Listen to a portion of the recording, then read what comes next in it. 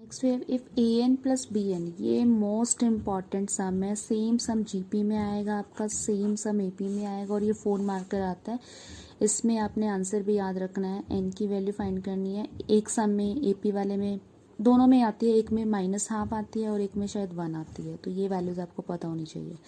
C how will find that. If this is arithmetic mean between a and b then find the value of N.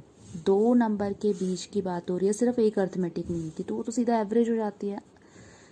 a plus b by 2 is arithmetic mean between 2 numbers a and b। हमारे हिसाब से arithmetic mean ये हुआ है और b के बीच में, but they have already given that this is our arithmetic mean, तो यानी कि दोनों इक्वल ही होंगे। A N plus B N over A N -1 plus B N -1। बस जो कैलकुलेशन पार्ट है वो ध्यान से करना है और 2 स्टेप लास्ट के याद रखने वाले हैं।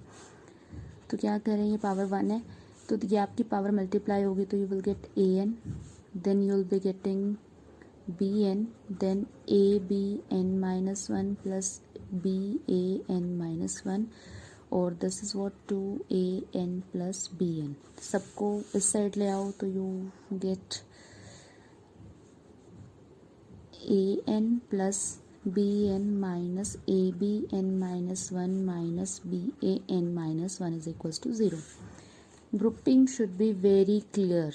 तो हम किस किस की ग्रुपिंग करें, क्या क्या कॉमन लिया जा सकता है। सो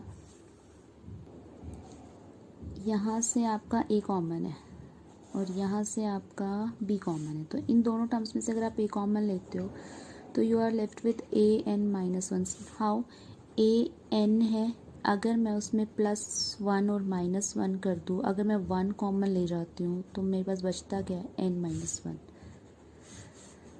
तो ये साथ में क्या बचा, bn -1। नेक्स्ट टर्म में से I have taken common bn -1, यानी कि ये पार्ट शुड बी सेम। तो आप देख लो यहाँ पे आपका क्या बचेगा। यहाँ से अगर मैंने अगर मैं bn -1 कॉमन लूँ तो यहाँ पे तो bn -1 टर्म है ही नहीं, यानी कि मैंने कुछ रॉन्ग कॉमन लिया है।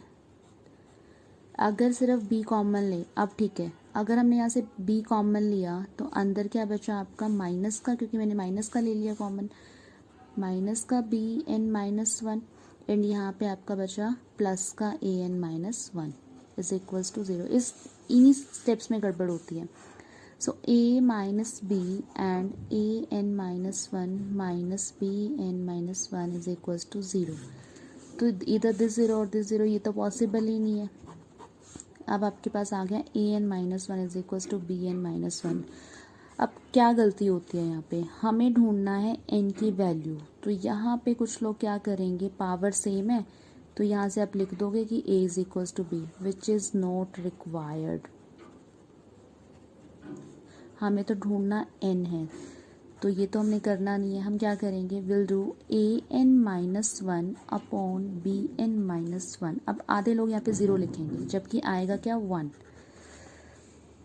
इसको इसके नीचे लेके आए तो 1 मल्टीप्लाई है यहाँ पे।